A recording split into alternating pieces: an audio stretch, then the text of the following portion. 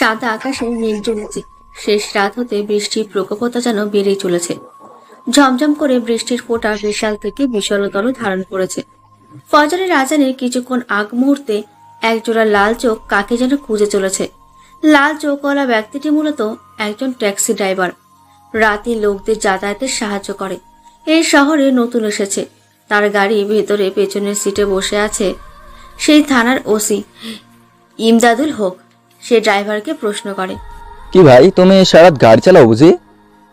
Sir বুঝেনি তো, গরিব মানুষ, গ্রাম থেকে এসেছি বাসায় মা বউ ছেলে মেয়েদের পেটে কিছু খাবার জোগাতে।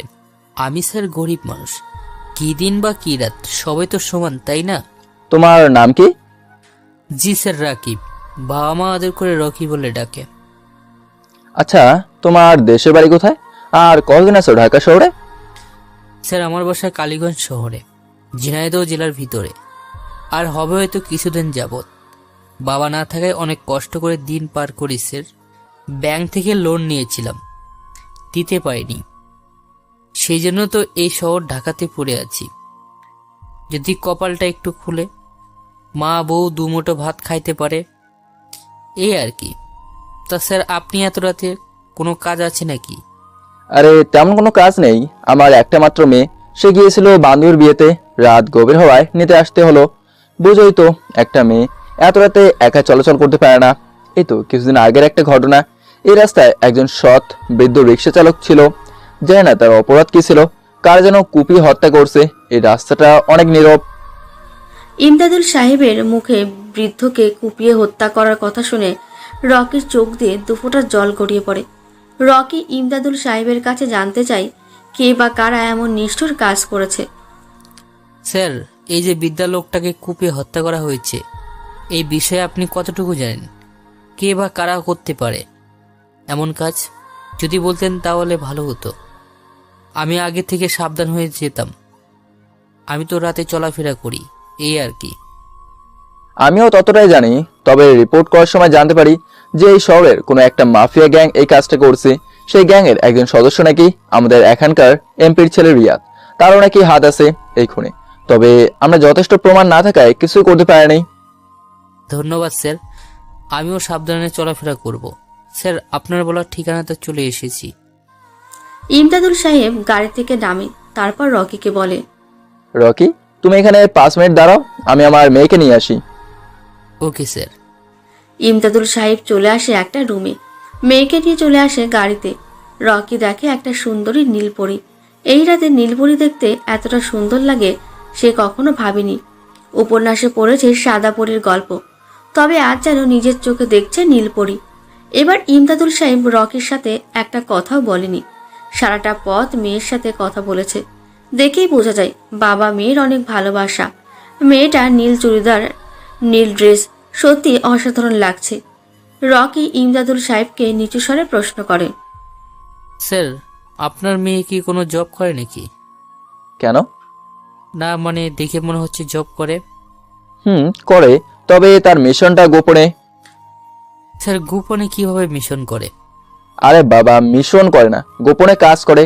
দেশের সরকারি একটা পোস্টে কাজ করে। আচ্ছা, তো আপনার মেয়ের নাম কি জানতে পারি? পারো তো, ওর নাম শ্রাবণী। ধন্যবাদ স্যার। পুলিশ অফিসার ইমদাদুল সাহেব চলে আসে বাসার সামনে। রকিও তার গাড়ির ব্রেকটা কষে। বাইরে থেকে এত সুন্দর, জানি না ভেতরে কত সুন্দর বাড়ি। দেখতে মনে হয় কোনো রাজপ্রাসাদ। স্যার এটা কি আপনার বাসা? হ্যাঁ, এটা আমার বাবার হাতে তৈরি। আমি শুধুমাত্র রিপে আছি। অতটা টাকা আমার নেই, আর তখন তো বলেইছিলাম আমি ঘুষ খাই না। আপনার মতো প্রতিটা পুলিশ অফিসার যদি দেশে থাকতো, তাহলে আর এই দেশের লক্ষ গরিব বিচার না পেয়ে আত্মহত্যা নামক মুক্তিটা কেবল চাইতো না। দেখ রকি, শুধু আমি না, আমার মতো হাজার পুলিশ আছে যারা নিজের পকেটের টাকা দিয়ে চলাফেরা করে, ঘুষের না। হয়তো কিছু পুলিশ আছে যাদের জন্য আমাদের বদনাম হয়। ধন্যবাদ স্যার, আমি আসি। হয়তো খুব দ্রুত আবার দেখা হবে কোনো এক অজানা কারণে। রকি সেখান থেকে গাড়ি ড্রাইভ করে চলে আসে একটা বড় বাড়িতে। তবে বাড়ির বাইরে থেকে ভাঙাচোরা। দেখে মনে হবে না এখানে মানুষ নামক প্রাণী বসবাস বা আনাগোনা আছে। তবে ভেতরের দিকটা পুরোই বিপরীত। রকি বাড়ির মেন গেট খুলে ভেতরে প্রবেশ করে। প্রবেশের পর মেন গেটে তালা ঝুলিয়ে দেয়, যেন কেউ ভেতরে আসতে না পারে। কিছু দূর চোখ যেতেই দেখা যায় একটা রাজপ্রাসাদ।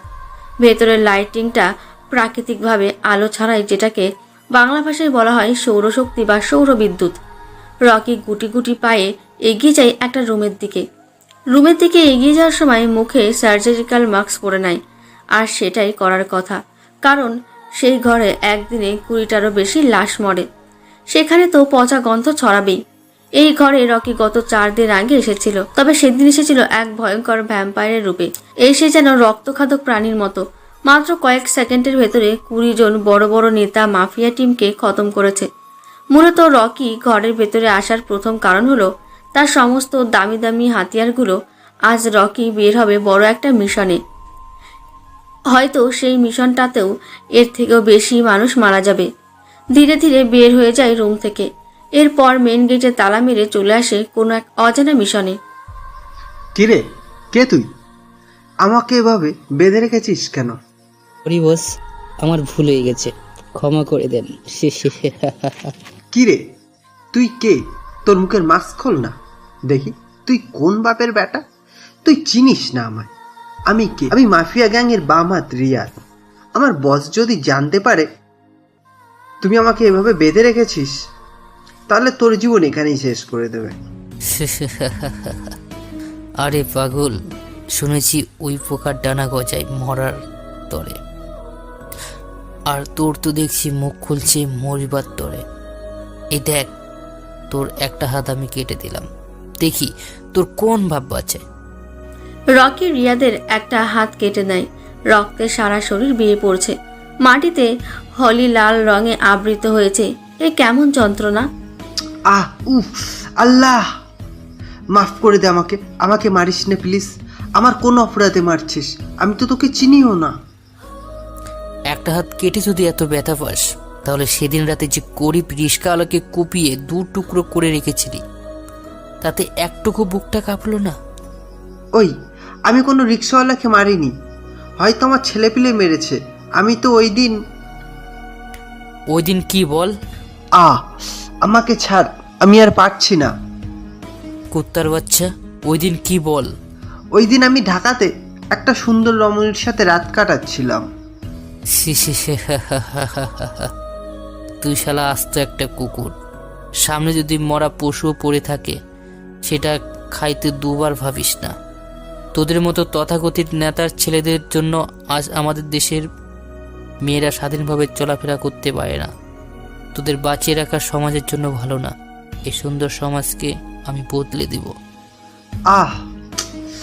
রকি, আমাকে ছেড়ে দে। তোর যত নারী, গাড়ি আর টাকা লাগে আমি দেব। চাইলে আমার সকল ক্ষমতা তোকে দিয়ে দেবো। তুই আমাকে ছেড়ে দে ভাই। গাঁজা, মদ, টাকা, নারী, বাড়ি, এগুলো হচ্ছে ঘরোয়া নেশা। আমি আবার ঘরোয়া নেশা পছন্দ করি না। বাইরের দুনিয়ার পা রাখতেই এক গ্যাং ছেলে সে আমার ডানায় বসে বলেছিল, মানুষ খুন করতে জানো? তখন আমি বলেছিলাম, না, জানি না। আমার উত্তরে গ্যাং ছেলে হেসে উঠে, আর আমি সেটা সহ্য করতে না পেরে উপস্থিত এক জেলেকে মেরে দিই। এতে করে দুজনে খুশি হয়ে গ্যাংচিল তার খাদ্যের ব্যবস্থা করে নিল, আর আমি আমার লক্ষ্য। আমি চাই এই সমাজে গরিব দুঃখী মানুষের পাশে থাকতে, আর তোদের মতো কোলাঙ্গারদেরকে ধ্বংস করতে। রকি রিয়াদকে গুলি করে কথাগুলো বলে। আচ্ছা, আপনারা ভাবছেন এই সামান্য রিক্সাওয়ালার জন্য রকি কেন এমন পাগলামো করছে? আসলে ওই রিক্সাওয়ালা ছিল রকির বাবা মা ছাড়া বেঁচে থাকার একমাত্র ভরসা। রকির মা জন্ম দেওয়ার কিছুদিন পরেই মারা গিয়েছে। বাবা বেশ ধনী পরিবারের হওয়ায় দ্বিতীয় বিয়ে করে। বেশ কিছু মাস ভালো চলছিল, তবে ওই যে বলে না, সৎ মা। মা শব্দটা অনেক ছোট হলেও তার মূল্যটা পাহাড় সমান। আমরা জন্মদাত্রী মাকে যতটা ভালোবাসি, তার থেকেও যদি সৎ মাকে বেশি ভালোবাসি, তবুও তারা কখনো আপন হয় না। হয়তো কপাল গুনেই কি সৎ মা তার পালিত সন্তানদের আপন করে নেয়। তবে আমাদের গল্পের হিরো মিস্টার রকি সৎ মা ছিল পুরোই বিপরীত। রকির বাবা হয়তো জানতেন সে দ্বিতীয় বিয়ে করলে রকির মায়ের আদর পাবে না, তাই তো আগে থেকে তার সমস্ত সম্পত্তির 70% লিখে দেন রকির নামে। রকির বয়স যখন 18 হবে, তখন সে এই জমি দখলে নিতে পারবে। যদি তার আগে বাবা মারা যায়, তাহলে সাথে সাথে রকি পুরো সম্পত্তির মালিকানা হয়ে যাবে। হয়তো কোনোভাবে তার সৎ মা এগুলো জানতে পারে। বাবার দ্বিতীয় বিয়ের কিছু মাস পর থেকেই রকির উপর শুরু হয় অমানবিক নির্যাতন, যা তুলনার বাইরে। রকির বয়স মাত্র 10 বছর, ক্লাস 3-তে পড়ে। স্কুল থেকে বাসায় আসতেই সৎ মাকে আদেশ করেন, এই হারামি, যদি বলি তুই যে কাজগুলো না করে স্কুলে গিয়েছিলি, বলি এত বড় বাসাটা কে পরিষ্কার করবে শুনি? মা আমি করছি, তুমি চিন্তা করো না, আমি সব করছি। এই শোন, এই পুরো বাড়ি পরিষ্কার করা হলে বাথরুমে আমার কিছু ড্রেস আছে, ওগুলো পরিষ্কার করবি। তারপর টয়লেটটাও পরিষ্কার করবি। সেই তো শুধু বসে বসে খাওয়া, বলি একটু কাজকর্ম তো করবি। জি মা, আমি সব করব। মা, কিছু খাবার আছে কি? কাল রাতে খেয়েছি, আজ দুপুর পর্যন্ত কিছুই খাইনি, গায়ে একটুও শক্তি নেই। আরে আমার সোনার ছেলে, বলে কি? এনে ধর, এই পান্তাটুকু রেখেছিলাম গরুর জন্য। ভেবেছিলাম গরুটাকে খাওয়ালে কিছু দুধ পাওয়া যাবে, তোকে খাওয়ানো মানে তো পুরাই বৃথা। মা, পান্তা আমার অনেক প্রিয়। বলি মা, একটু তরকারি হবে কি? সকালে স্কুলে যাওয়ার সময় দেখলাম বাবাকে বড় মাছের মাথাটা দিচ্ছ, আমাকে তার লিস্টটা দাও। ও বাবা, এই ছেলে বলে কি? ওরে মা, ও নাকি বড় মাছ খাবে। বলি তুই কি এই মাছ কিনেছিলি নাকি? তোর জন্য দেখ কাঁচা মরিচ আছে, তবে হ্যাঁ, দুটোর বেশি যেন নিবি না। আইছে আমার বড় মাছ খাওয়ার জন্য, কুত্তার পেটে ঘি ভাত। ঠিক আছে মা, আমার পান্তা মরিচ খাইতে ভালো লাগে। সৎ মা চলে যায় তার রুমে, পায়ের উপর পা রেখে টিভির বড় পর্দায় ভারতীয় সিরিয়াল দেখতে ব্যস্ত। এদিকে রকির ভেজা চোখে পান্তা খেয়ে বাড়ির সকল কাজ করার সময় হঠাৎ দরজায় কলিং বেলের আওয়াজ। হয়তো কেউ এসেছে। রকি ঘর পরিষ্কার করা নোংরা কাপড় হাতেই দরজা খুলে দেখে মিস্টার রাহাত সাহেব, রকির বাবা। কি রে রকি, তোর হাতে এই নোংরা কাপড় কেন? এই শীতের ভিতরে তোর শরীরে ঘাম কেন বাবা? বাবা, মা বলল ঘরটা ময়লা হয়ে আছে, এই জন্য পরিষ্কার করছি। এই বাসাতে 6 জনের উপরে কাজের লোক, তা বাদেও রকিকে কেন কাজ করতে হবে শুনি? বলি, তোমার মনে কি মায়া দয়া হবে না? রাহাত সাহেব তার স্ত্রীকে ধমকের সুরে কথাটা বলেন। তিনি সাধারণ এমন সময় অফিস থেকে আসেন না, এজন্য প্রতিনিয়ত রকির উপর অত্যাচারও দেখতে পান না। তবে আজকে হয়তো কোনো একটা কাজে তাড়াতাড়ি বাসায় এসেছেন। আরে কই কাজ করাচ্ছি, আমি ওকে বললাম বাবা তুমি গোসল করে তাড়াতাড়ি খেয়ে নাও। দেখো, তোমার বাবা তোমার জন্য বড় মাছ এনেছে। আর ও কি বললো জানো? বললো, মা তুমি দেখছো না আমার বাবার কষ্টের টাকায় তৈরি ঘরটা নোংরা হয়ে আছে, আমি আগে এগুলো নিজের হাতে পরিষ্কার করব, তারপরে খাবার খাবো। তাই বলে এই বাচ্চা ছেলেকে দিয়ে তুমি পুরো বাড়িটা পরিষ্কার করাবে? আমি করাতে চেয়েছি কি? তোমার ছেলেই তো জোর করলো। পাশ থেকে রকি বলে ওঠে, হ্যাঁ বাবা, আমি নিজেই মাকে বলেছি কাজের কথা। রকি কথাটা বলার একটাই কারণ, সেটা হলো হয়তো সত্য বললে রাতের খাবারটা পেটে যাবে না। রাহাত সাহেবও ছোট ছেলের মিথ্যা কথাটা সত্য ভেবে চলে যান তার রুমে। নিজের ড্রেস চেঞ্জ করে টেবিলে বসে। রকি, বাবা এদিকে আয় তো। অফিসে কাজের জন্য তোকে ঠিকমতো সময়ও দিতে পারি না। তা বাবা, তোর স্কুলের পড়াশোনা কেমন চলছে? বাবা অনেক ভালো, আমাদের সকল স্যার আমাকে আদর করে। তাই বুঝি? দেখতে হবে না ছেলেটাকার? আমার আব্বা বলে কথা, আমার থেকেও বড় অফিস তৈরি করতে হবে। এই সমাজ থেকে গরিব দুঃখী মানুষকে পরিবর্তন করে মধ্যবিত্ত করতে হবে। সমাজ থেকে খারাপ মানুষের শেষ করতে হবে। তোমাকে সৎ মানুষ হতে হবে। ঠিক আছে বাবা, আমি তোমার সমস্ত কথা রাখবো। আমিও একদিন তোমার মতো বড় হব। এই দেখো, আমি এখন তোমার থেকে বড়। রকি সোফার উপরে দাঁড়িয়ে কথাটা বলে। বাবা হাসি মুখে ছেলেকে কোলে নিতে যায়, হাত ধরে কাছে নিয়ে আসে। যখনই পিঠে হাত রেখে আদর করতে যাবে তখনই রকি চিৎকার করে, আ কি হয়েছে বাবা? দেখি তোর পিঠ দেখি। না বাবা, কিছু হয়নি, একটু পড়ে গিয়েছিলাম তাই লেগেছে।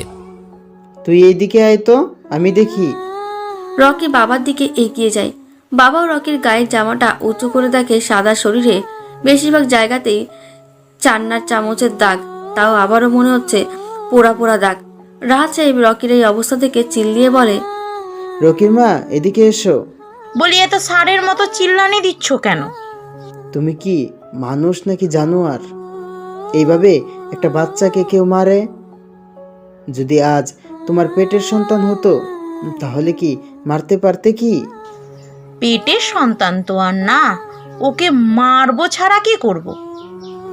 রাহাত সাহেব তার স্ত্রীর গালে জোরে দুটো থাপ্পড় মারে আর বলে, তোমাকে বিয়ে করেছিলাম রকির ভালো মা বানাবো বলে।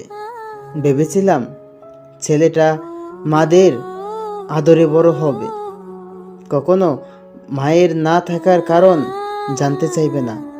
আমি ব্যস্ত থাকাই তোমার ভরসায় আমার ছেলেটাকে তোমার কাছে রেখেছি। আর তুমি সেই যে কি না মা নামকে কলঙ্ক করেছ না, আমার ভাবতেও ঘৃণা লাগছে। তুমি এত নিচু মনের মানুষ। এই রকি নামের ছেলেটার জন্য আজ তুমি আমার গায়ে হাত তুললে, দেখবে এর ফলাফল ভালো হবে না। এরপর থেকে রকির ওপর অত্যাচারটা আরো বেড়ে যায়। বাবা অফিসের কাজে বেশি সময় বাইরেই থাকতো। একদিন একটা উকিল সাহেব আসেন রকির বাড়িতে। রাহাত, রকি কেউ না থাকায় রকির সৎমায়ের কাছে কিছু কাগজপত্র দেন। সেখানে খুব স্পষ্টভাবে লেখা ছিল রাহাত সাহেবের সমস্ত সম্পত্তির 70% রকির নামে। তবে যদি রাহাত সাহেব মারা যান তাহলে সমস্ত সম্পত্তির মালিক রকি একাই। এটা দেখে রকির মায়ের মাথা ঘুরে যায়। তিনি একটা প্ল্যান করেন, যেভাবেই হোক পুলিয়ে ভালিয়ে রকির সমস্ত সম্পত্তি তার নামে করবে। ওই দিন থেকে রকিকে আর কোনো কষ্ট করতে হয়নি। অনেক আদর যত্নে রেখেছিল সৎমা। ওই যে কথাই আছে না, মুখে মধু অন্তরে বিষ, সেই কথাটার আসল রূপ এটাই। ওপরে ওপরে লোক দেখানো ভালোবাসা, আর ভেতরে চলছে অন্য কিছু। এই দুই রূপী মানুষগুলো অনেক ভয়ঙ্কর হয়, বোঝা যায় না এদের ভেতরে চলছেটা কি। সৎমা একদিন তার ভাই কাজল সাহেবকে কল দেয় আর বলেন, কেমন আছিস ভাই আমার? এই তো আপু, ভালো। তোর কি খবর? দুলাভাইয়ের সম্পত্তি কবে পাবো বলো তো? আর দেরি সহ্য হচ্ছে না তো। আরে ভাই, আমার বড় একটা সমস্যা হয়ে গেছে, বুঝতেছি না কি করব। কি হয়েছে আপু? আমি তো ভেবেছিলাম রকিকে এই বাড়ি থেকে বিতাড়িত করে সব সম্পত্তির মালিক আমি নিজেই হব। তবে এখন তো দেখি বেকায়দা অবস্থায় এই সব সম্পত্তি নাকি তোর দুলাভাই রকির নামে লিখে দিছে। বলিস কি আপু, তাহলে কি আমাদের স্বপ্ন পূরণ হবে না? এখন কি করা যায়? কিছুই করার নেই। রকির বয়স 18 বছর না হওয়া পর্যন্ত কোনো উপায় নাই। যে কোনোভাবেই হোক না কেন আমাকে রকির 18 বছর পর্যন্ত অপেক্ষা করতেই হবে। কি বলিস, এত বছর? আচ্ছা আপু, বলো তো কিভাবে রকির নামে সম্পত্তির দলিল করা? আমি কাগজ পড়ে দেখলাম, রাহাত সাহেবের স্থানীয় স্থায়ী অস্থায়ী যত সব সম্পত্তি সব কিছু 70% রকির নামে। আরও একটা লেখা পেয়েছিলাম, রাহাত সাহেব মানে তোর দুলাভাই যদি মারা যান তাহলে সেই দিন থেকেই রাহাতের সব সম্পত্তির মালিক। আরে এইটা কোনো কথা আপু? তুমি শুধু শুধু ভয় পাচ্ছ। দরকার হইলে খাবারের সাথে 1 ফোঁটা বিষ দিয়ে দিও, দেখবে সাপও মরবে, লাঠিও ভাঙবে না। আরে এটা তো কখনো ভেবে দেখিনি। আজ রাতেই তাহলে কাজটা সেরে ফেলি, কেমন? ব্রানির সাথে দেশি মুরগির রোস্ট রকিরও যেমন পছন্দ করে ওর বাবাও। আজ বাবা ছেলেকে শেষ খাবার খাইয়ে সমস্ত কিছু আমার দখলে নিয়ে নেব। হা হা হা। এপাশ থেকে কেউ একজন সমস্ত কথা শুনে সেটা তার মুঠোফোনে রেকর্ড করে। তারপর সেটাকে রাহাত সাহেবের কাছে পাঠিয়ে দেয়। রাহাত সাহেব দেখে তার মুঠোফোনের স্ক্রিনে একটা নোটিফিকেশন সাউন্ড, সাথে একটা ভিডিও। তিনি ভিডিওটা ওপেন করতে দেখেন তার বউ এই সুন্দর প্ল্যানটা করছে তাদের সম্পত্তিগুলো আত্মসাৎ করার জন্য। তবে দুঃখের বিষয়টা একটা আলাদাই হয়ে যায়। রাহাত সাহেব বাসায় চলে আসে খুবই দ্রুত। এসে দেখে রকি খাবার টেবিলে রাতের খাবার প্রস্তুত করছে। সৎ মা রিনা বেগম রাহাত সাহেব রকিকে রুমে ডাকে। বাবা রকি, আমার রুমে আসবে একটু? জি বাবা, আসছি। রকি বাবার সাথে রুমে চলে আসে। রাহাত সাহেব একটা ইয়ারফোন রকির কানে লাগিয়ে দেয়। খুব সাবধানতার সাথে তিনি সমস্ত ভিডিওটা রকিকে দেখান। এটা দেখে বাবা ছেলে একটা প্ল্যান করেন। তারপর তারা খাবার খাইতে চলে আসে। রিনা শোনো, আজ রান্নার এত সুন্দর ঘ্রাণ আসছে যে, কোনো স্পেশাল মশলা দিয়েছো নাকি? আরে কি যে বলো না। মা আজ বুঝি খুব ভালোবেসে রান্না করেছে নাকি? অন্য দিনের থেকে এত ঘান মনে হচ্ছে, সব একাই খেয়ে ফেলবো। তাই আয় বাবা, আজ তো নিজ হাতে খাইয়ে দিয়েছিস।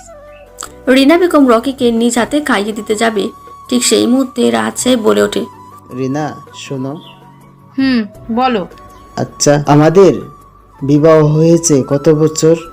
কেন হঠাৎ এমন প্রশ্ন কেন? আরে না, বলো না। এই তো হবে হয়তো 2-2.5 বছর। আচ্ছা বলো তো, এই কয়েক বছরের ভিতরে আমি কি তোমার কোনো রকম কম ভালোবেসেছি, অথবা কোনো কিছুতে কমতি রেখেছি? কই না তো। তাহলে এদিকে এসো, আজ ছেলেটার সামনেই তোমাকে নিজ হাতে সবার আগেই খাবার মুখে তুলে দিব। কি কি কি তুমি আমাকে? আরে ছেলের সামনে লজ্জা করে বুঝি? সমস্যা নাই, আমরাই তো। এসো একটু মুখে তুলে দেই, তুমি নিজেই তো কষ্ট করে রান্না করেছো। আসো আগে তুমি একটু খাও। না মানে মনে হচ্ছে যে। আরে মা, কি মানে করছো? একটু মুখে নিয়ে খাও, সমস্যা কি? আজ তুমি না খাওয়া পর্যন্ত আমিও খাবো না। না, আমি পারবো না এই খাবার খেতে, এটা শুধুমাত্র তোমাদের 2 জনের। কেন খাবে না তুমি? কারণ কি বলে? কারণ এই খাবারে বিষ মিশানো আছে। আমি চাইছিলাম তোমাদের বাবা ছেলেকে বিষ দিয়ে মেরে ফেলতে, তাহলে সমস্ত সম্পত্তির মালিক আমি নিজেই হব। তোমার মন মানসিকতা এত নিচু ভেবেছিলাম? রকির মা মারা গেছে, তুমি তাকে মায়ের আদর দিয়ে বড় করবে, সেটা তো করলে না। বরং এই মা মরা এতিম ছেলেটার উপর নির্মমভাবে অত্যাচার করলে। কিছুদিন যাবৎ তোমার পরিবর্তন দেখে মনটা ভরে গিয়েছিল। ভাবছি তুমি হয়তো পাল্টে গেছো, তবে আজ যেটা দেখলাম সেটা মা নামের কলঙ্ক করে দিলে। মাগো, আমি চোখ খুলে মাকে দেখিনি। বাবার আদর পেয়ে দুধ মায়ের আদরে বড় হয়েছি। যখন বুঝতে শিখেছি তখন থেকে তোমাকে মা বলতে শিখেছি। ভেবেছিলাম মারাই হয়তো একটু শাসন করে, ভেবেছিলাম সবার থেকে আমার মা আমাকে বেশি আদর করে। তুমি যখন আমাকে আঘাত দিতে তখন আমি ভাবতাম এটাই হয়তো মায়েদের ব্যবহার। এই তো আগের সব ভুলে তুমি সেদিন রাতে যখন জ্বর এসেছিল তখন না মা তুমি আমাকে সেবা করলে। আচ্ছা বলো তো মা, এই সেবা কি তোমার অভিনয় ছিল? মা তুমি বললেই তো জীবনটাও দিতে পারতাম, আর এই সামান্য কিছুর সম্পত্তির জন্য তুমি আমাদের দুজনকে মেরে ফেলতে চাইছো? মা তুমি না বলতে স্বামী হলো স্ত্রীর স্বর্গ, তাহলে আর সেই স্বামীকে কিভাবে বিষ দিতে পারলে? তুমি চিন্তা করো না, আমি আমার সম্পত্তি তোমার নামে আগামীকালে বাবার সাথে গিয়ে তোমার নামে লিখে দিব। আমাকে ক্ষমা করে দে বাবা, আমার ভুল হয়ে গেছে। আমি এই অর্থ সম্পদের নেশায় এত সুন্দর সম্পর্কটা শেষ করে দিতে চেয়েছিলাম। এই শুনো না, আমাকে ক্ষমা করে দাও। মানুষ অমানুষ হয় শুনেছিলাম, আজ নিজেই চোখে দেখলাম। আমার সম্পত্তি চাই না তো ভেবো না, আমার নামের একটু তোমাকে দান করে দেব। এরপর রাহাত সাহেব তার একমাত্র ছেলে রকিকে শহর থেকে গ্রামে পাঠিয়ে দেন। কালীগঞ্জ গয়েশপুর গ্রামের সেখানে আছে রকির ফুপার বাসা। জামাই মাঠে কাজ করে, আবার কোনো কোনো সময় ঢাকার শহরে ট্যাক্সি চালাতে আসে। গয়েশপুর গ্রামের মানুষগুলো একদম মাটির মানুষ, কখনো কোনো মারামারি ঝগড়া এইগুলো দেখা যায় না। যাবেই বা কিভাবে? ওইটা যে গ্রাম, গ্রামের লোকজন তো সবাই সৎ লোক। সারাদিন সবাই মিলে কাজে ব্যস্ত, সন্ধ্যার চায়ের দোকানে আড্ডা। রকির এবার এসএসসি পরীক্ষা দিয়েছে, ফলাফল ভালো আসার কারণে পাশের গ্রামের কলেজে ভর্তি হয়। মঙ্গলপৈতা পারখিন্দা কলেজে। চিত্রা নদীর পাড়ে। প্রাকৃতিক খোলা নদীর মাঝে কচুরিপানার ফুলগুলো ভেসে ওঠা, আরও কত দৃশ্য। একদিন হঠাৎ কলেজ থেকে আসার পথে পাড়ার একটা বাজে ছেলে রকির বান্ধবী নীলাকে টিস করলো, নোংরা কথা বলে। রকির সেটা সহ্য হয় না। ছেলেটার নাক বরাবর ঘুষি মারে। ছেলেটার নাক দিয়ে রক্ত বেরিয়ে পড়ে। এই প্রথম রকি কোনো অন্যায়ের প্রতিবাদ করে। এরপর রকি বাসাতে চলে যায়। পরের দিন বাজে ছেলেটার সাথে আরও কয়েকজন ছেলে আসে রকিকে মারার জন্য। রকি ছেলেটাকে বলে, কি রে, আজ থেকে কুত্তাগুলো দলবদ্ধভাবে এসেছিস, তা কি চাস বলতো? কে কুত্তা কি বাঘ সেটা দেখাবো এখনই তোকে। তাই বুঝি? তো আয় দেখি কার হাতে কতটা জোর, কে বাঘ। রকি কথাটা বলার সাথে সাথে বাজে ছেলেদের ভেতর থেকে একটা ছেলে এগিয়ে আসে রকির দিকে। আর কি, ও কম কিসে, তলপেটে একটা কিক দিতেই ছেলেটা মাটিতে লুটিয়ে পড়ে। একটাতেই যথেষ্ট। এইটা দেখে সমস্ত ছেলেরা একসাথে আসে। রকি তার ব্যাগ থেকে ছোট্ট একটা লাঠি বের করে, মূলত এইটা একটা সুইচ সিস্টেমের লাঠি। 4 আঙুলের লাঠিটাতে একটা সুইচ আছে, সেটাতে পুশ করলেই 4 হাত মতো লম্বা হয়ে যায়। লাঠির গায়ে কাটা আলপিনের মতো। একবার যে ছেলের গায়ে লাগছে সে আর দ্বিতীয়বার আসার চেষ্টাও করছে না। এইভাবে কিছু মারামারি করার পর রকি চলে আসে কলেজে। এভাবে রকি 2 বছর পার করে কলেজ শেষ করে। এবার সে ঝিনাইদহ মহেশপুর বীর শ্রেষ্ঠ হামিদুর রহমান কলেজে ভর্তি হয়। সেখানে রকি ছাত্রনেতা হয়, ভিপিও। এইভাবে পড়াশোনার বাকিটা শেষ করে। এই কয়েক বছরের ভেতরে রকি হাতে গোনা 4 থেকে 5 বার বাবার সাথে দেখা করতে শহরে এসেছে। এদিকে রকির ফুপা হামিদ, তিনি তো গরিব, তাই তো ঢাকাতে এসেছে ট্যাক্সি চালাতে। কয়েকদিন আগে ভালোই চলে তার। এরপর একদিন টেলিভিশনে খবর দেখে হামিদ সাহেবের কাটার নিথর দেহ কয়েক টুকরো করা হয়েছে। বাবাকে ছাড়া এই হামিদ সাহেব ছিলেন রকির বাবা। কয়েক টুকরো করা হয়েছে। বাবাকে ছাড়া এই হামিদ সাহেব ছিলেন রকির বাবা। চোখ বেয়ে অঝরে অশ্রু গড়িয়ে পড়ে। কত না কষ্ট করেছে রকির জন্য। নিজে না খেয়েও রকিকে খাইয়ে দিয়েছে। গ্রামে বিদ্যুৎ চলে গেলে হামিদ সাহেব রকিকে হাত পাখা দিয়ে সারা রাত বাতাস করেছে, যেন রকির ঘুমটা শান্তিতে হয়। এই কথাগুলো ভাবতেই রকির চোখের পানি যেন আরও গতিতে ঝরছে। তারপর রকি আবার সেই পুরাতন নিষ্ঠুর শহরে ফিরে আসে। তবে এখন আর সেই ছোট রকি নেই। এখন আর আগের মতো সহজ সরল রকি নেই। এ যেন এক নতুন রকি। লাল চোখ জোড়া, গায়ের কালো কোট, চোখের স্টাইলিশ সানগ্লাস, গলাতে চেন। অনেক পরিবর্তন এসেছে রকির ভেতরে। ওই দিন থেকেই রকি ট্যাক্সি চালায় ছদ্মবেশে। তো চলুন এবার বর্তমানে ফেরা যাক। বর্তমান ঢাকা শহরে চলছে ইলেকশনের সময়। পুরাতন এমপি মারা যাওয়ায় মিনিস্টার সাহেব এসেছে শেষ বিদায় জানাতে। পুরাতন এমপি ছেলে কায়েস মুখে সিগারেট ধরিয়ে টানতাই ওপরের দিকে ধোয়া ছাড়ে আর বলে, মিনিস্টার সাহেব অনেক ব্যস্ত নাকি? আমার কোনো প্রয়োজন নেই। এমন কোনো কিছুই না কায়েস, এক আর্জেন্ট মিটিং ছিল, না হলে আমি অবশ্যই আসতাম। তোমার বাবার মৃত্যু শুধুমাত্র তোমার পরিবারকেই না, এটা আমাদের পার্টির জন্য দুঃখজনক। কোনো চিন্তা করো না তুমি, পার্টির সব রকম সহযোগিতা করবে তোমাকে। কোনো বিজনেস করতে চাও অথবা সরাসরি লোন নিতে চাও, সব দেওয়া যাবে। শুধু আমাকে একটু মনে করলেই হবে। আমি ইলেকশনে দাঁড়াতে চাই। এ পাশে চলছে পার্টির সমস্ত এমপিদের মিটিং। এমপি বাশের সাহেবের মৃত্যুর জন্য খুবই তাড়াতাড়ি নতুনভাবে ইলেকশন করতে হবে। ও এই বাশের সাহেবের মৃত্যুর পর তার ছেলে হতে চায় এলাকার এমপি।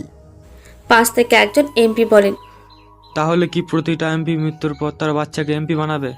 সারা বছর ধরে যারা পার্টির সেবা করে যাচ্ছে তারা কোথায় যাবে?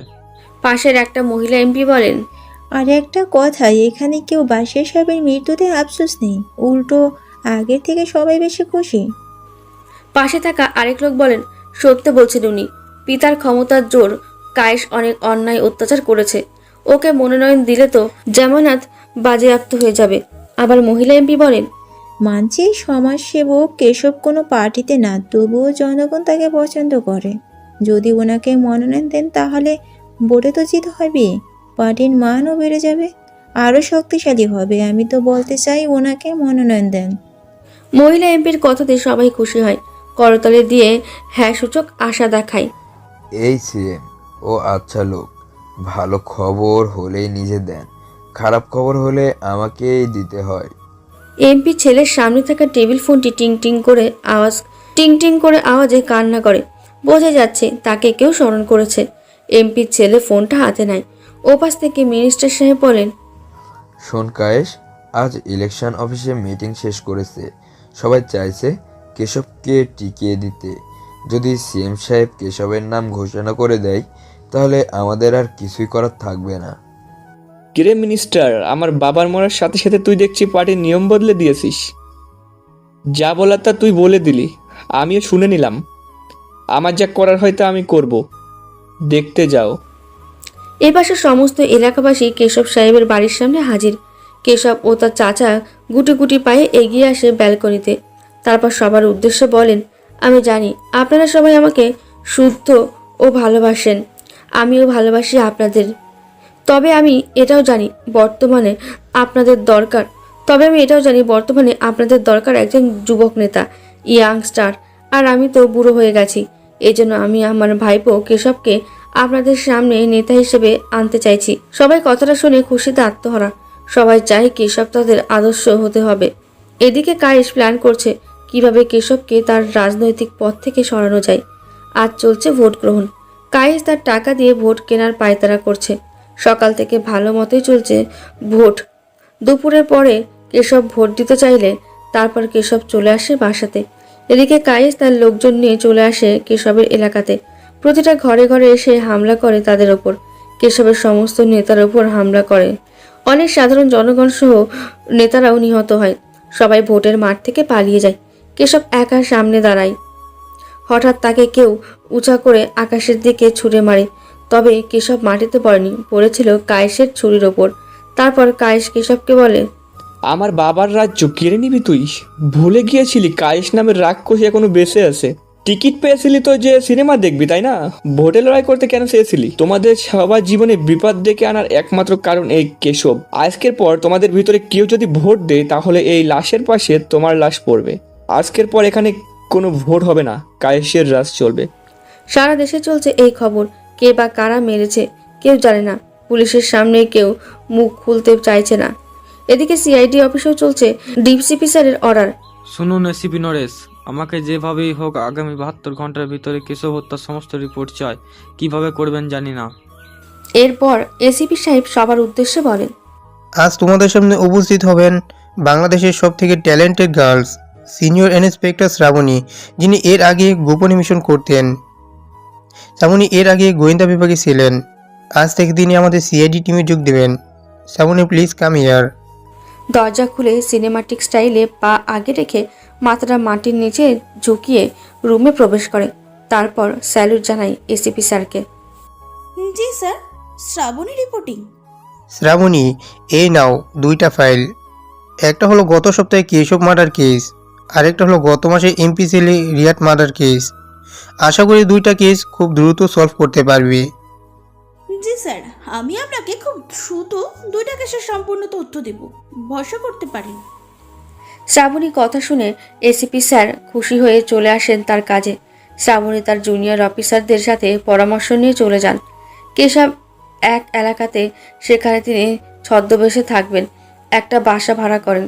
জুনিয়র একটা অফিসারকে স্বামী বানিয়ে সেখানকার গ্রামে থাকেন এবং কেশব খুনে কায়েসের বিরুদ্ধে সকল তথ্য প্রমাণ জোগাড় করেন। এতে করে 72 ঘন্টার আগে কেশব হত্যার কেসটা শুরু হয়ে যায়। কায়েসকে পুলিশ গ্রেপ্তার করেন। তবে শ্রাবণী বিপদে পড়ে যান রিয়াদ হত্যার কেসে। তিনি কোনো ক্লু খুঁজে পাচ্ছেন না। এই রিয়াদ হত্যা কোথা থেকে শুরু করবে কিছুই বুঝতে পারছে না। পরদিন সকালে টিভিতে রকি খবর শুনছে। ব্রেকিং নিউজ, গতকাল রাতে পুলিশ কেশব হত্যার আসল খুনি কায়েসকে গ্রেপ্তার করেছেন। আর এটা সম্ভব হয়েছে সিআইডি সিনিয়র ইন্সপেক্টর শ্রাবণীর জন্য। পার্টির সকল নেতারা তাকে সম্মান করছেন। অপরদিকে কায়েসকে গ্রেপ্তার করায় তার দলের লোকজন খুবই তোলপাড় করছে। এখন চলুন সরাসরি শ্রাবণী ম্যামের কাছে জেনে নিই পরবর্তীতে কোন কেস তিনি সামলাবেন। ম্যাম, এর পরবর্তী প্ল্যান কি? আর আপনি এত সাহস কিভাবে পেলেন, যেখানে সারা দেশের পুলিশ ডিপার্টমেন্ট এই কেসের কোনো উপায় পায়নি? যদি একটু বলতেন। দেখুন, প্রথমত আমি আমার ডিউটিতে থাকাকালীন কোনো কিছু তোয়াক্কা করি না। কে বড়, কার ক্ষমতা কতটুকু, এগুলো আমি পরোয়া করি না। শুধু এতটুকু জানি, আইন সবার উপরে। আইনের হাত অনেক লম্বা।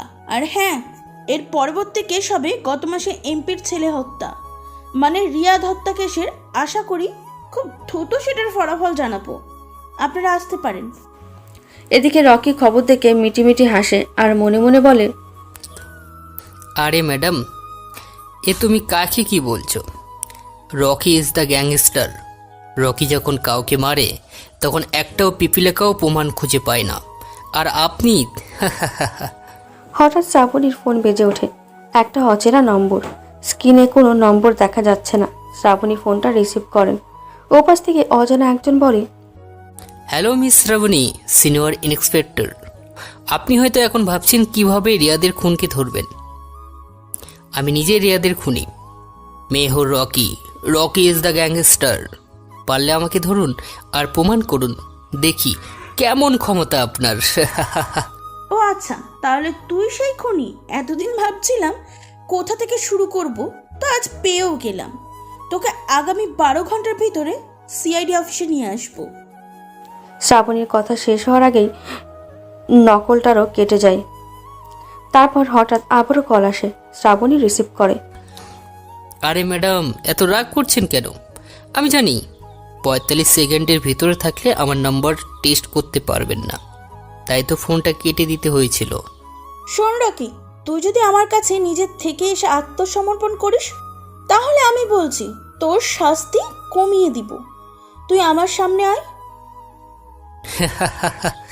আরে সিআইডি ম্যাডাম, আমি তো সব সময় আপনার সাথেই থাকবো, তবুও চিনতে পারবেন না। বাই বাই, আবার দেখা হবে। রকি কলটা কেটে দেয়। শ্রাবণী তার কম্পিউটার স্ক্রিনে বসে নম্বরটির লোকেশন টেস্ট করার জন্য, তবে 45 সেকেন্ডের কম থাকায় কোনো লাভ হয়নি। সকালে শ্রাবণী বাসা থেকে অফিসে যাবে, তাই তার বাবার থেকে রকির মোবাইল নাম্বার নিয়ে কল দেয় এবং তাদের বাসার সামনে আসে। রকি ট্যাক্সির দরজা খুলে দেয় শ্রাবণীর জন্য। আচ্ছা ম্যাডাম, সেদিন খবরে দেখলাম এমপির পোলা রিয়াদকে যে লোক মেরেছে তাকে নাকি ধরবেন। তা তুমি জেনে কি করবে? ও আর হ্যাঁ, তোমার নামটাই তো জানা হয়নি, বলবে কি? আমার নাম রাকিব হাসান, বাবার শখ করে ডাকে রকি। আচ্ছা, তোমার বাসা কোথায়?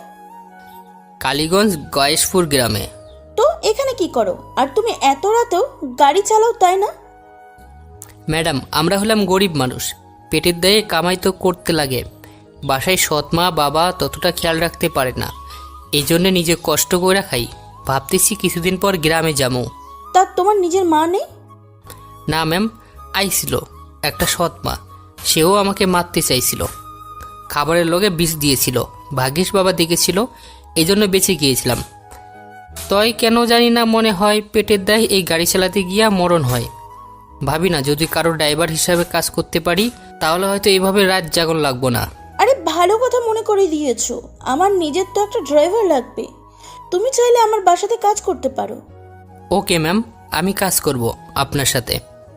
রকি নামটা শুনতেই শ্রাবণী কেমন জানি ঘাবড়ে যায়, কিছুটা সন্দেহ করে তাকে। তারপর পরে শ্রাবণী মনে মনে রকির কথাটা শুনে মায়া লাগে। এত সুন্দর একটা ছেলে, এত সুন্দর ব্যবহার, ভাবছে তার পাশে থাকবে। যদি তেমন হয় রকিকে প্রেমের প্রস্তাব দেবে। রকি শ্রাবণীকে অফিসে নামিয়ে দিয়ে চলে আসে আবারও সেই পুরাতন বাড়িতে। সেখানে বাধা আছে কায়েসের ডান হাত পল্লবকে। সে চেয়েছিল শ্রাবণীকে মারতে, তবে ভাগ্য খারাপ হলে যা হয় আর কি। রকি জানতে পেরে যায়, এজন্য তার মৃত্যুও হয়। ওই দিন কায়েসের আরও কিছু ছেলেদের গোপনে তুলে নিয়ে আসে রকি। তাদেরকেও ঠিক একইভাবে শাস্তি দিয়ে মারে। তারপর লাশটা শহরের কোনো এক রাস্তার উপর রেখে আসে। পাশে রক্ত দিয়ে লেখা থাকে, রকি দ্য গ্যাংস্টার। সকাল ভোর না হতেই সাংবাদিকের চিকন সুরে বলা নিউজ। আজকের তাজা খবর, কেশব হত্যার আসামি কায়েসের সঙ্গীতে জঘন্যভাবে হত্যা করা হয়েছে। লাশের পাশে লেখা ছিল রকি দ্য গ্যাংস্টার। পুলিশ নিশ্চিত হয়ে বলছে রিয়াদ হত্যার সাথে এটার পুরোপুরি যোগসূত্র। এই ছিল এখনকার টপ নিউজ। এই খবরের বাকিটা জানতে চোখ রাখুন আমাদের মনের ফিলিংস 3 চ্যানেলে। খবরটা দেখতে ভোলেননি শ্রাবণী ও এসিপি স্যার। এসিপি সাহেব সকালে খবর দেখা মাত্রই শ্রাবণীকে কল করে। হ্যালো শ্রাবণী, আজকে নিউজটা দেখেছো কি? জি স্যার, দেখেছি। কায়েসের কিছু পাতি নেতা রকির হাতে খুন। সেখানকার পুলিশ লাশের পাশে লেখা দেখে শিওর হয়েছে। লাশের পাশে লেখা ছিল রকি দ্য গ্যাংস্টার। শ্রাবণী, আমি চাইছি তুমি আজ থেকে রাতে একটু তদন্ত করবে। হয়তো কিছু জানতে পারবি। দরকার হলে আবারও ছদ্মবেশী ধারণ করো। জি স্যার, আমি আজ রাত থেকে মিশনে থাকবো। এসিপি স্যার কলটা কেটে দেওয়ার সাথে সাথে রকি শ্রাবণীকে কল দেয় আর বলে, এই যে সিআরডি ম্যাম, হয়তো ভাবছেন আমাকে কোথায় পাবেন আর কিভাবে। চিন্তা করবেন না, আমি তো বলেছিলাম আপনার পাশেই থাকবো, তবুও আপনি চিনতে পারবেন না। এটাই তো মাইন্ড গেম, তাই না মিস শ্রাবণী? আরে এই, আপনি পাগল নাকি? এভাবে একজন মানুষ কিভাবে আর একজন মানুষকে হত্যা করতে পারে? আপনি মানুষ নাকি হিংস্র বন্য প্রাণী? আই অ্যাম ইয়োর লাভার মিসু শ্রাবণী। তোকে যদি একবার পাই না, ওই দিন শেষ করে দেব। উম্মা যেন আমিও তো চাই তোমাতে শেষ হতে। এখন ভাই, আবার কোনো এক সময় প্রেম করব। কথাটা বলে রকি ফোন কেটে দেয়। তবে আজ 5 মিনিটের উপরে কথা বলে। শ্রাবণী যেটা দেখে মুচকি হাসে। এবার হয়তো নাম্বারটা ট্রেস করা যাবে, লোকেশন জানা যাবে। তাই তো শ্রাবণী দ্রুত রুমে এসে ল্যাপটপটা ওপেন করে, সেই সাথে আঙুলের গতিটা বাড়িয়ে কিবোর্ড ক্লিক করতে থাকে। অবশেষে সফল হয়। তবে এটা কি, লোকেশন তো শ্রাবণীদের বাসার ছাদে দেখাচ্ছে। তার মানে রকি শ্রাবণীদের ছাদে বসে কথা বলছিল। এটা কিভাবে সম্ভব? যেখানে সিসি ক্যামেরা দ্বারা পুরো বাড়ির সিকিউরিটি দেওয়া আছে, সেখানে এত সকালে কিভাবে রকি ছাদে আসতে পারে? এটা ভাবতেই শ্রাবণীর মাথাটা ঘুরে যায়। তাড়াতাড়ি রান্নাঘরে গিয়ে গরম কফি বানিয়ে নিয়ে বসে আর ভাবে, এটা কিভাবে সম্ভব? কোনোভাবে ওই গাড়ির ড্রাইভারটা নয় তো? আরে আমি কি ভাবছি? এইরকম সহজ সরল বোকা টাইপের ছেলে এত সাহস হবে না। আর এই পৃথিবীতে রকি নামের তো হাজারো ছেলে আছে। দূর, ও কি ভাবছে? সকাল সকাল মাথাটাই ঘুরিয়ে দিয়েছে। এরপর রকি ঠিক সময় মতো চলে আসে শ্রাবণীকে নিতে। শ্রাবণী অফিসে চলে আসে। তারপর এসিপিকে বলে, সালাম স্যার। স্যার একটু আগে রকি আমাকে কল করে, আর সে সময় আমি আমার বাসাতেই ছিলাম। তো তাতে কি সমস্যা? স্যার সেটাতে সমস্যা না, সমস্যা হলো রকি আমাকে কল করেছিল আর অনেকক্ষণই কথা বলেছে। ও তাহলে তো ভালোই।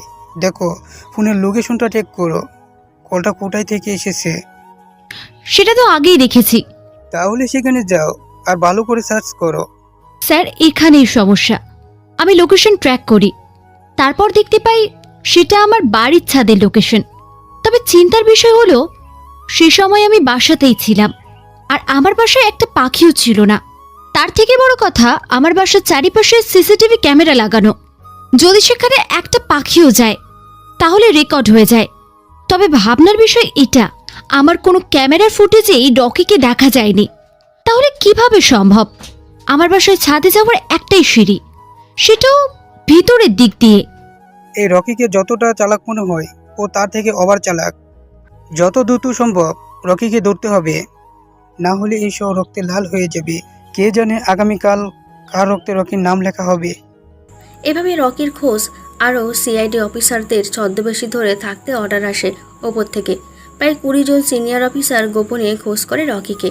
তবে ওই যে কথাই আছে না, যদি কোনো ব্যক্তি হারিয়ে যায় তাকে খুঁজে পাওয়া খুবই সহজ। তবে যদি কেউ ইচ্ছে করে হারিয়ে যায়, তাহলে সে হাজার লোকের ভিড়ে থাকলেও খুঁজে পাওয়া যায় না। রকির বেলায়ও একই অবস্থা। রকি সবার খবর জানে, কিন্তু রকির খবর কেউ জানে না। এটাকেই হয়তো বলে মাইন্ড গেম। রকি সবসময় সবার সামনে থাকে আর সবার কাছ থেকে ইনফরমেশন নেয়। আজ 1 সপ্তাহ পর রকির জেলা ঝিনাইদহ থেকে বর্তমানের সব থেকে বড় পাওয়ারফুল নেতা কিসলু সাহেবের ছেলের লাশ পাওয়া যায়, তারই তৈরি নিজের গেস্ট হাউসে। তার সাথে পাওয়ার একজন 18 থেকে 20 বছর বয়সী মেয়ে। তবে তাদেরকে সাধারণভাবে পাওয়া যায়নি, পাওয়া যায় রক্তাক্ত দেহ। আর পাশেই লেখা থাকে, রকি দ্য গ্যাংস্টার, রকি ভাই ইজ ব্যাক টু ঝিনাইদহ। এই খবর মিডিয়াতে ছড়িয়ে পড়ে। এসিপি স্যার তার ওপর মহলে কল দেয়। তারপর ডিসিপি স্যারের অনুমতিতে সিনিয়র ইন্সপেক্টর শ্রাবণীকে রকির নতুন কেসের দায়িত্ব দেন। বর্তমান ঢাকাতে মারামারি ঝগড়া এই সবই কমে গেছে। শ্রাবণী, ভিতরে এসো। ইয়েস স্যার, বলুন। আমি জানি তুমি ঢাকাতে রাকিবের কেসের দায়িত্বে আছো। আমি আজ সকালে নিউজে দেখতে পাই ইনার দেওদর রাকিবের হাতে খুন। তাই বলি, তুমি সেখানে গিয়ে গোপনে তদন্ত করো। আর হ্যাঁ, প্রতিটা স্টেপের খবর আমাকে আগে জানাবে। Okay sir. এরপর শ্রাবণী তার ড্রাইভার রাকিবকে কল দেয়। ওপাশ থেকে রাকিব কল রিসিভ করে আর বলে, তুমি কোথায় আছো? আধা ঘন্টায় আমার সামনে এসো। সরি ম্যাডাম, আমি তো এখন ঢাকাতে নেই, বর্তমানে আমি আমার গ্রামে আছি, বলে আসতে পারিনি। Sorry madam. আমার আজ রাতে ঝিঙ্গানদাহ জেলায় কালীগঞ্জ থানায় যেতে হবে, তাও আবার গোপনে। কিন্তু এখানে কি কাজ ম্যাডাম? আরে তোমাদের কালীগঞ্জে কুচলু নামের একটা নেতা আছে, তার ছেলেকেই রকি হত্যা করেছে, সেটা তদন্ত করতে যাচ্ছি। আর হ্যাঁ, কেউ যেন জানতে না পারে আমার আসল পরিচয়। আমি ওখানে যাব তোমার বাড়িতে আত্মীয় সেজে। আরে ম্যাডাম, আমার মতো ছোট লোকের বাসাতে আপনি কখনো ভাবতে পারিনি। আচ্ছা, আপনি আসেন, আমি বাস টার্মিনালে অপেক্ষা করব। এরপর শ্রাবণী কল কেটে দেয়। রকি তার বাবাকে সব ঘটনা খুলে বলে। রকির বাবাও তার সৎ মাকে সব কিছুই বলে। সিআইডি অফিসার শুনে তিনি একটু ভয় পান, এজন্য কোনো কিছু না বলেই রকির সাথে হ্যাঁ মেলায়। শ্রাবণী ঢাকা থেকে যশোরে বিমানে আসে, তারপর সেখান থেকে ট্যাক্সি নিয়ে চলে আসে কালীগঞ্জ। সেখানে আগে থেকে উপস্থিত ছিলেন রকি, তবে রকিকে দেখতে কেন জানি অন্যরকম লাগছে, এজন্য শ্রাবণী বলে, তুমি সত্যিই কি রাকিব? আজ কেন জানি কেমন একটু লাগছে। আরে ম্যাডাম, এক রাতেই ভুলে গেলেন? জানি না, যদি কিছুদিন পার হয়ে যায়, দেখা না হয়, তাহলে চিনবেন কি করে? আরে দূর, বাদ দাও তো, অনেক ক্লান্ত লাগছে। তোমাদের এই গ্রামের বাতাসটা খুব সুন্দর। আরে ম্যাডাম, এখন শহরের পাড়েই আছেন, আগে গ্রামে চলেন, তারপর সব কিছুই দেখাবো। এরপর তারা সেখান থেকে গাড়ি করে গ্রামের বাড়িতে চলে আসে। শ্রাবণী এই প্রথম গ্রামে আসাতে অনেক খুশি। গ্রামের লোকজন সবাই অনেক সুন্দর। রকিদের বাড়ির পেছন দিয়ে বয়ে গেছে চিত্রা নদী। রকি শ্রাবণীকে বিকাল টানে হাঁটতে নিয়ে যায় নদীর ধারে। শ্রাবণী অনেক খুশি, এ যেন মুক্ত পাখির মতো। আচ্ছা রকি, তোমার মা কোথায়? সে তো তোমার সামনে আসলো না। আসলে কি হয়েছে বলো না কেন? আমার মা নেই। তাহলে তোমার বাবাকে দেখাশোনা কে করে? সৎ মা, তিনি বাবার খেয়াল রাখেন, আর আমারও। আমার মা খুব ভালো। ডাকবে কি তাকে? একটু দেখতাম। মা, ও মা, এদিকে আসো। এরপর রকির মা আর শ্রাবণী কিছুক্ষণ কথা বলে। তারপর সন্ধ্যায় রকির সাথে কথা বলে শ্রাবণী কালীগঞ্জ শহরে আসে। বিভিন্ন দোকানে রকির বিষয়ে খোঁজ করে, তবে রকির একটা কথাও কেউ জানে না। শুধু বলে, রকি ওই শয়তানকে মেরেছে, ভালো হয়েছে। ওর মতো পাপির এই দুনিয়াতে কোনো জায়গা নেই। কেউ কেউ আবার বলে রকিকে পাইলে একটা সেলুট জানাতাম। কিশুল সাহেবের ক্ষমতায় তার ছেলে এলাকার মেয়েদের রাস্তাঘাটে বের হতে দিত না। কত গরিব যে তার গাড়ির নিচে পড়ে মরেছে, সেটা হয়তো মনে রাখাও সম্ভব না। রাকিব, তুমি কি বলতে পারো কুচলু তার ছেলে কেমন ছিল? অবশ্যই পারি। আমার থেকে ভালো আর কে জানে তাদের বিষয়ে? মানে? না মানে, আমি তো রাতে ড্রাইভারি করি, তাই তো রাতে সব খবর জানি, কে কেমনভাবে চলাফেরা করে। এটা আবার কি, বাবা যেমন ছেলেও তেমন, দুইটাই মেয়েখোর। মেয়ে দেখলে জিহ্বাতে পানি চলে আসে ওদের। বাবা ছেলে দুজনে একসাথে রেপ করার মতো জঘন্য অপরাধ করেছে, কিসলু ও তার ছেলে। কে জানে, রকি রাতে হয়তো এবার কিসলুর ভয়ঙ্কর মৃত্যু। রকির কথাটা বলার সময় চোখ লাল হয়ে যায়। রাকিবের ভেতরে রকির চেহারা ফুটে ওঠে, তবে শ্রাবণী বুঝে ওঠার আগেই রকি তার সাধারণ রূপে আসে আর বলে, ম্যাডাম, এসব বড়লোকের পয়সাওয়ালাদের বিষয়ে আমার মতো একজন ড্রাইভার কি জানবে? তবে সবাই যেটাই বলে আমিও সেটাই বললাম। আজ এই প্রথম মনে হচ্ছে রকিকে পাইলে স্যালুট দিতাম। তাহলে আমাকে দিয়ে দিন, সমস্যা নেই। তোমাকে কেন? আরে ম্যাডাম, আপনি হয়তো ভুলে গেছেন, আমার নাম কিন্তু রাকিব হাসান রকি। রকি কথাটা শুনে কেন জানি সন্দেহ লাগে শ্রাবণীর, এই জন্য শ্রাবণী তাকে পরীক্ষা করতে চায়। শ্রাবণী রকির হাতে তার বন্দুক দেয় আর বলে, রাকিব, তুমি এটা ধরো তো। রকি হাতে না নিয়ে সেটা ছেড়ে দেয়, মাটিতে পড়ে যায় আর বলে, ম্যাডাম, এ কি? আমি আগে কখনোই এরকম আসল পিস্তল দেখিনি, আমার ভয় করে। রকি বুঝতে পারে শ্রাবণী তাকে পরীক্ষা করছে, এজন্য সে ভয় পাওয়ার ভান করেছে, যেন শ্রাবণী কখনো বুঝতে না পারে এটাই রকি। আচ্ছা রাকিব, তুমি রকিকে দেখলে চিনবে? ম্যাডাম, আপনার মাথা ঠিক আছে? আমি সাধারণ একজন ড্রাইভার, আমি কিভাবে জানবো? আচ্ছা রাকিব, তোমাদের এলাকার মানুষ সত্যি অনেক সুন্দর। কেন জানি আমার মনের মতো পেয়েছি। ভাবছি একেবারে এখানেই থেকে যাব, তোমাদের গায়ে। কী যে বলেন ম্যাডাম, আমাদের গ্রামে আপনি কিভাবে থাকবেন? হয়তো চাকরির খাতিরে কিছুদিন, তারপর তো আবার সেই শহরেই চলে যাবেন।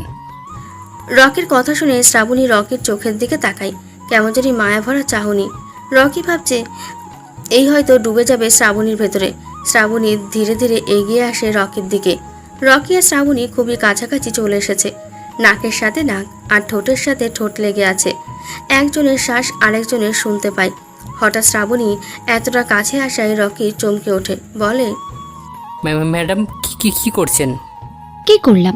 কিছুই তো করিনি, কেবল তো শুরু করতে যাচ্ছিলাম। তুমি এসো না আমার কাছে। কতদিন ধরে এই মুহূর্তটার অপেক্ষা করছিলাম, তুমি তো জানোই না।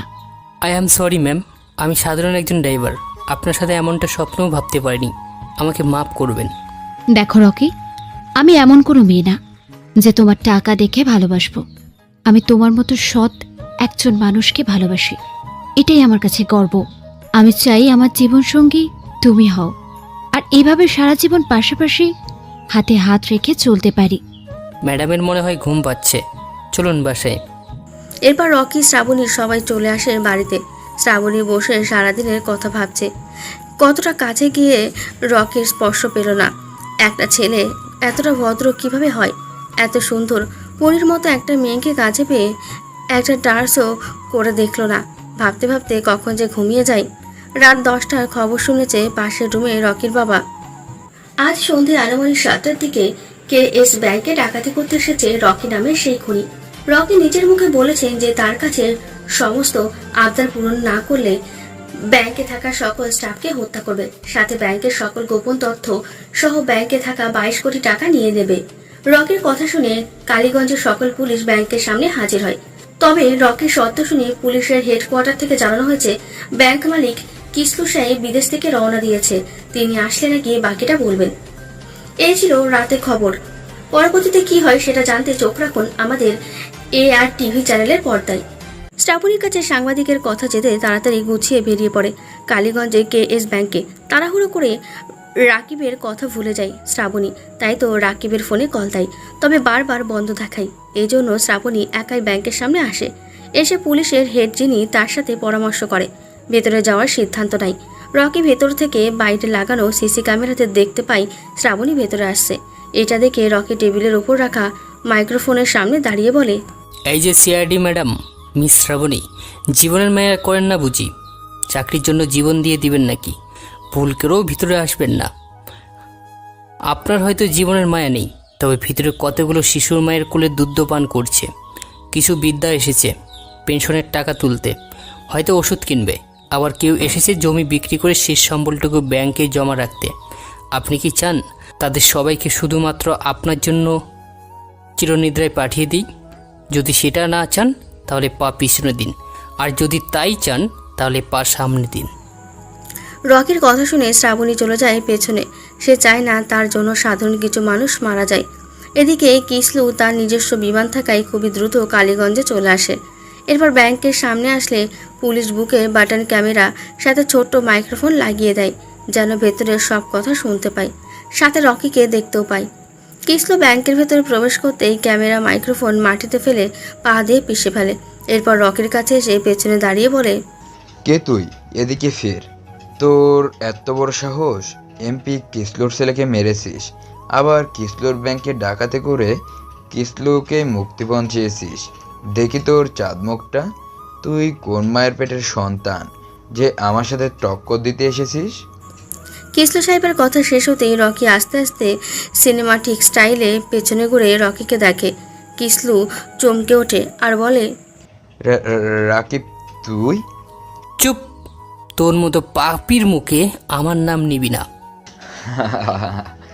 তোর মতো সামান্য একটা ড্রাইভার আমাকে মারবে? আরে তুই তো মশারে, হাতের বাতাসেই উড়ে যাবি। কিসলু সাহেব কথা শেষ হবার আগেই শ্রাবণী ভেতরে আসে। শ্রাবণীও রাকিবকে বলে। রাকিব রূপে দেখে পুরাই শখ খায়। এতদিন একসাথে থেকেও চিনতে পারেনি। শ্রাবণী রকির দিকে পিস্তল তাক করে ধরে, এরপর বলে, রাকিব, তুমি তোমার অস্ত্র ফেলে দাও আর আইনের কাছে আত্মসমর্পণ করো। আমি চেষ্টা করব তোমাকে কম শাস্তি দেওয়ার। কি বললেন ম্যাডাম? আইন? আরে কোন আইনের কথা বলছেন? এই দেশের আইন বলে কিছুই তো হয় না। এই দেশে হয় ক্ষমতার লড়াই আর টাকা। হয় টাকা থাকা লাগবে, না হলে ক্ষমতা, তাহলে আইন পাবেন সাথে। রাকিব, তোর সাথে আমার কিসের শত্রুতা? আমি তো কখনো তোর সাথে ঝামেলা করি নাই। তাই ভুলে গেছিসটা কি? মনে করে দেখ তো, সেদিন যখন নতুন ব্যাংক ওপেন করেছিলি, সেদিন থেকে পুরো 1 মাস কীভাবে মিথ্যা বলে গরিব অসহায় মানুষদের থেকে কীভাবে 22 কোটি টাকা মেরে পালিয়ে গিয়েছিলি। আমার বাবা আমার মায়ের শেষ স্মৃতিটুকু বিক্রি করে আমার জন্য সামান্য কিছু টাকা তোর ব্যাংকে রেখেছিল, আর তুই সেটাও মেরে দিলি। আরে পাশের বাসার রহিম চাচা নিজের মেয়ের বিয়ের জন্য 3 লক্ষ টাকা গুছিয়েছিল নিজের ভিটার শেষ সম্বল বিক্রি করে, সেটাও তুই মেরে দিলি। তাহলে বল এখন তোকে কি করব? তোর জন্য রহিম চাচার মেয়ে আত্মহত্যা করে মারা যায়, পারবি কি এনে দিতে সেই মেয়েকে? রাকিব, তুমি পিস্তল ফেলে দাও।